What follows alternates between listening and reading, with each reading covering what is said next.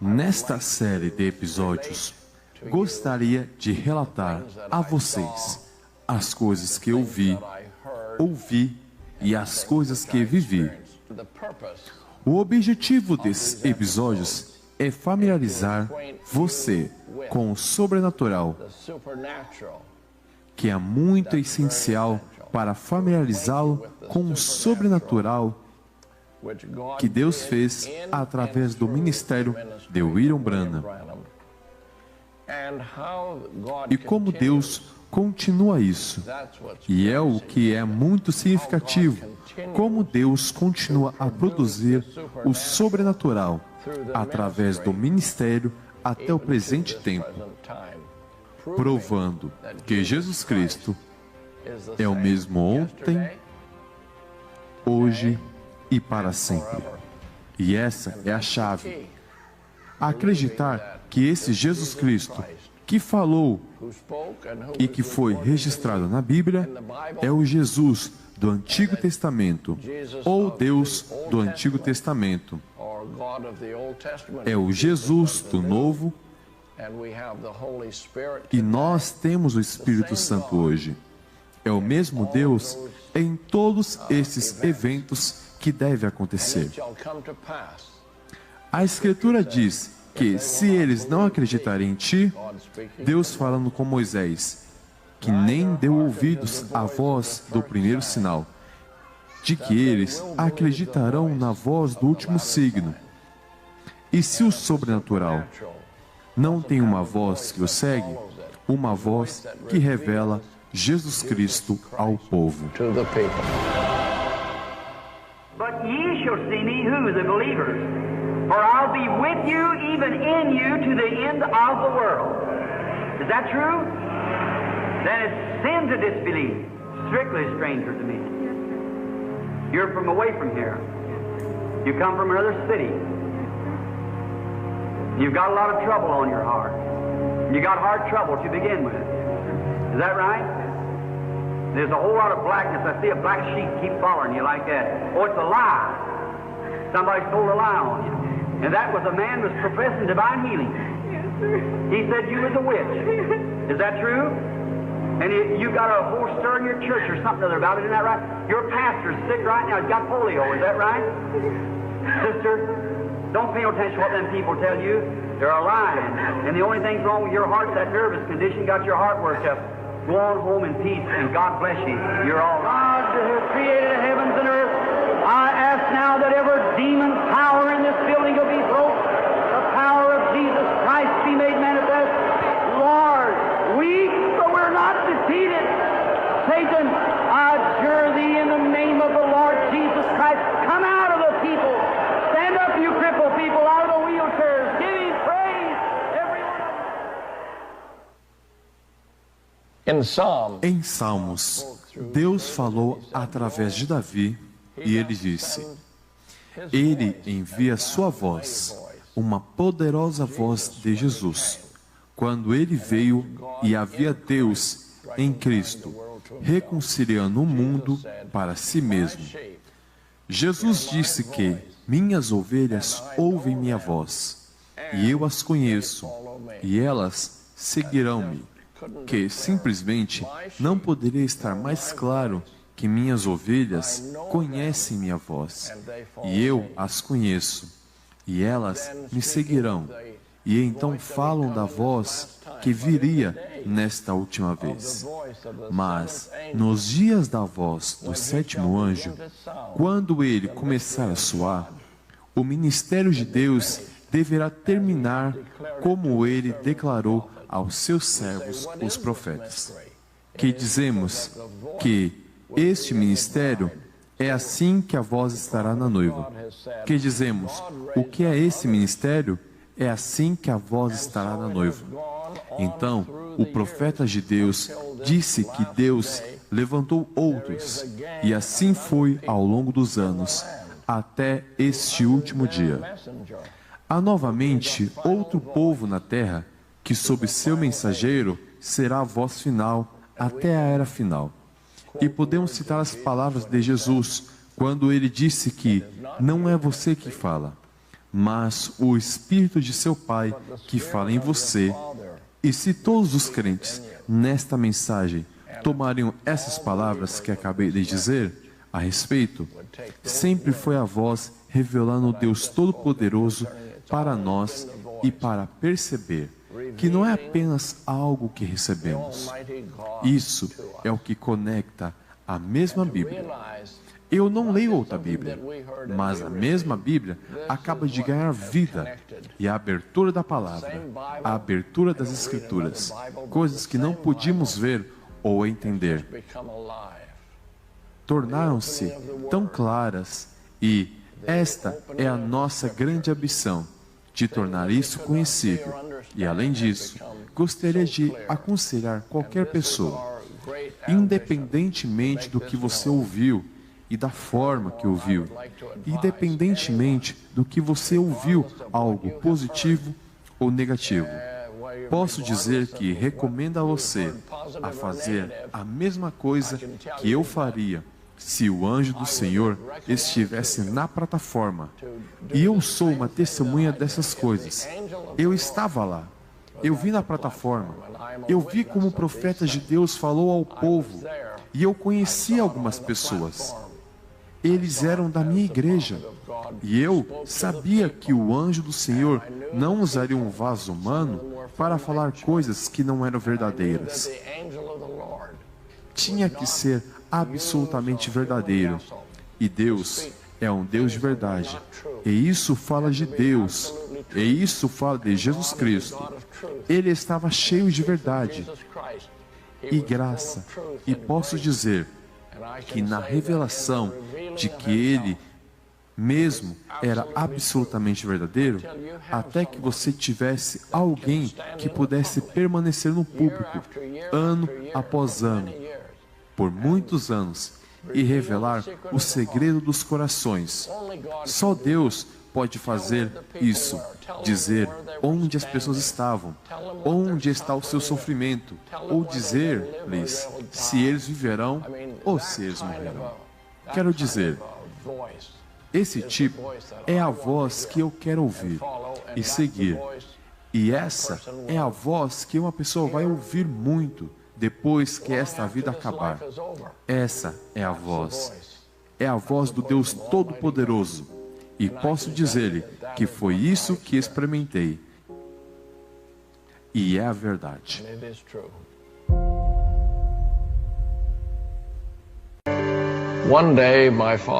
Quando meu pai tinha cerca de 18 anos, ele estava arando o campo em Saskatchewan. Ele estava arando atrás dos cavalos e o suco. E ele estava caminhando no suco fresco e não sabia o que aconteceu. Mas ele disse que era como um vento. Eu diria como uma floresta, como eu experimentei dentro do ministério do irmão Branham. Mas esta força o atingiu e ele caiu de joelhos, sabe?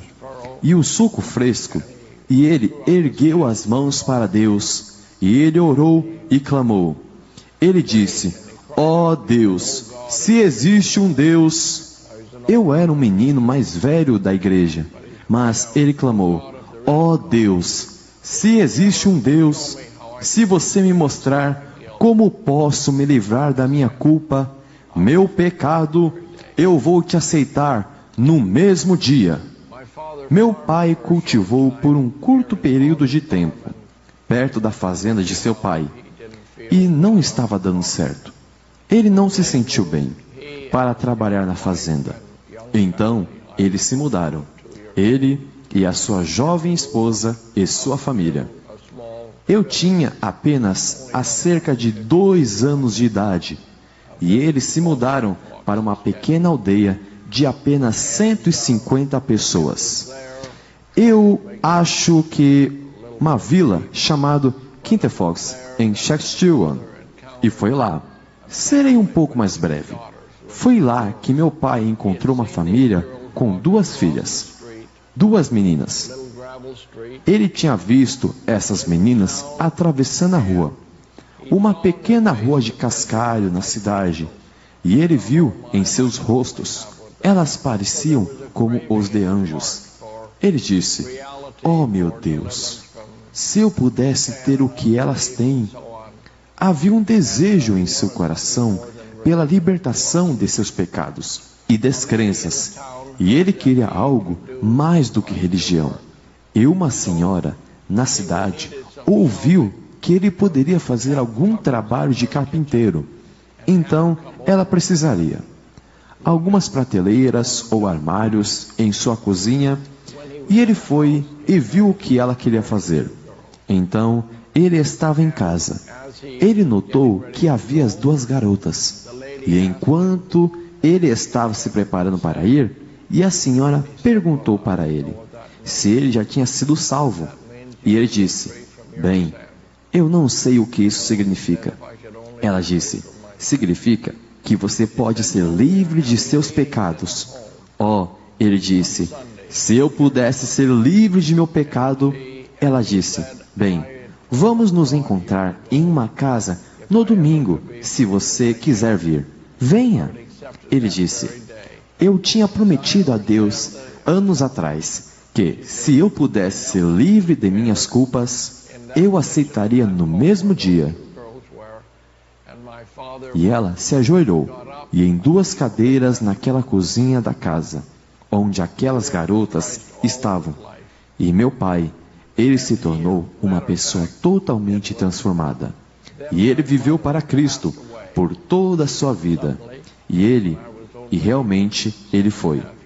Então, minha mãe faleceu quando eu tinha apenas 6 anos e meio de idade. Eu estava na 2ª série da escola, e um homem muito piedoso. Eu acho que ele provavelmente era um velho fazendeiro, mas um homem muito piedoso, e eu fui chamado para fora da sala. E minha irmã estava com ele. E ele disse que Jesus levou minha mãe para o céu. E este foi o começo e o fim de muitas coisas. É uma história muito difícil e muito triste. Minha irmã e eu passamos por uma governanta para outra, sabe? 4 governantas diferentes. E tínhamos tempo que ficamos sozinhos. E meu pai estava trabalhando na planta de alfafa. E nós tentaríamos fazer alguma coisa para comer e ir para lá. E aí meu pai ouviu falar de muito trabalho que estava acontecendo em Dawson Creek, na construção da rodovia do Alasca. Apenas antes disso, meu pai se casou novamente com uma mulher cristã, muito boa, mas ela era uma completamente oposto do que minha mãe. Minha mãe era uma mulher muito amorosa, e não que ela não fosse, mas não éramos seus filhos, e ela era muito quieta. Minha mãe era extrovertida, e simplesmente muito extrovertida. E esta mulher ela se chamava Helena. Ela era uma mulher muito quieta. Então, de qualquer forma, nossa vida foi completamente reorganizada.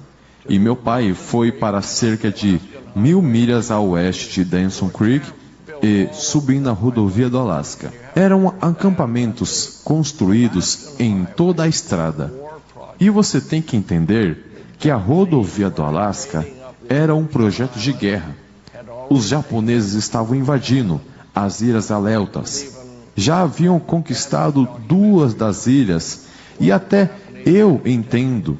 Há documentários em que os japoneses tomariam 2 ATT UR-2, e esse era o impulso que eles pegassem o Alasca e o norte do Canadá fosse realmente não defendido.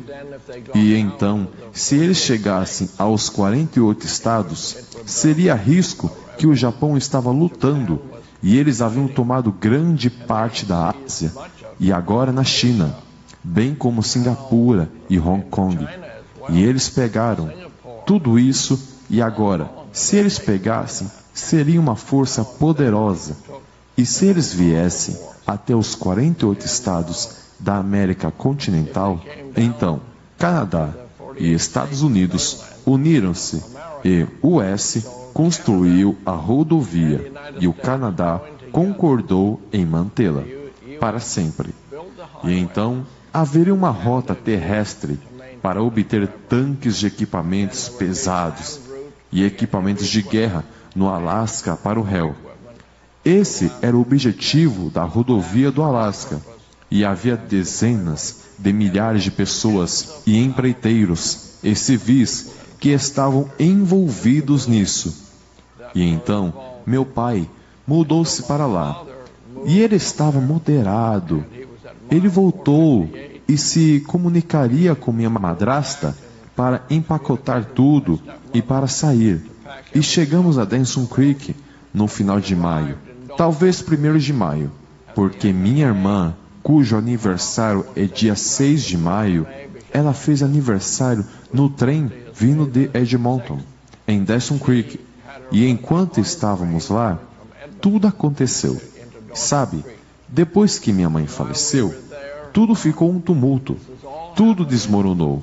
E então me descobri que fui enviado para uma fazenda a 45 milhas da cidade, através do poderoso rio Peace. Eu era um rebocador e uma pequena balsa, e peguei pessoas que eu não conhecia, e minha última força que eu tinha na terra era minha irmã, e ela foi levada para um lugar. Porque a esposa do pastor tinha sido acertado um lugar para as 2 crianças, e minha mãe já tinha trabalhado. Minha mãe já tinha trabalhado na última rodovia. Então eu não tinha mãe, não tinha madrasta. Eu não tinha uma irmã. E uma que mandou um lugar, uma mandou outro lugar, e eu fui mudado. Eu nunca tive uma casa durante toda a minha juventude. E crescendo, nunca tive meu próprio quarto, nunca tive minha própria cama. E me mudei 17 vezes desde então. Quando eu tinha 15 anos, então foi um momento difícil da minha vida. Mas eu tenho perguntado: o que me preparou para o trabalho missionário para este evangelho? Foram aqueles anos. Eu aprendi o que era o deserto.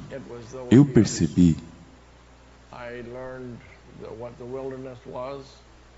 que anos mais tarde eu teria o profeta de Deus lá em cima. E ele amou aquela área. E foi deserto. E isso é tudo o que eu realmente sabia.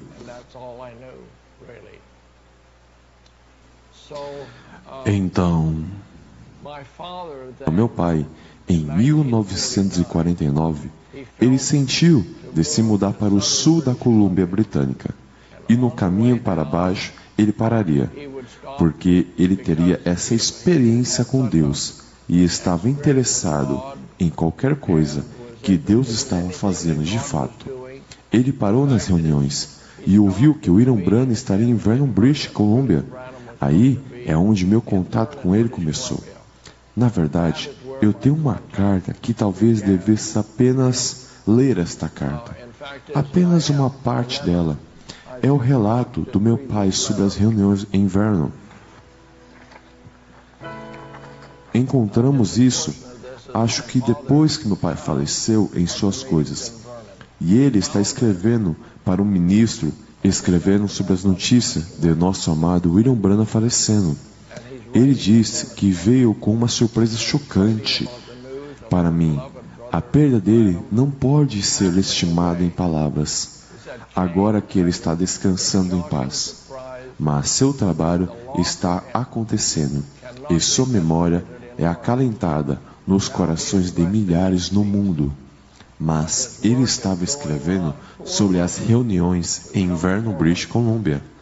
Foi a minha primeira vez. Finalmente, ele disse, o irmão Branham olhou para uma mãe mal vestida com uma criança aleijada em seus braços. Ele pediu que fosse feito o caminho para que esta pobre mãe viesse para frente. Nunca tinha visto um feixe de ossos torcidos como este. Pensei que era um caso totalmente impossível.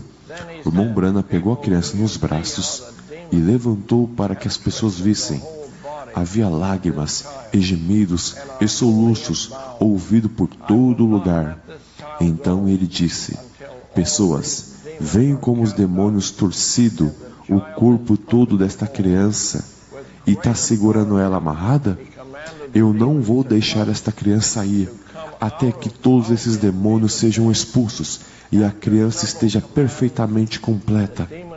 Com grande autoridade que ele comandou que os demônios viessem, foram em nome de Jesus. Depois de vários comandos que os demônios vieram fora e diante dos olhos daquela grande multidão, os ossos foram endireitados, braços, pernas, pescoço e costas ficaram retos e a criança se ergueu com um sorriso no rosto.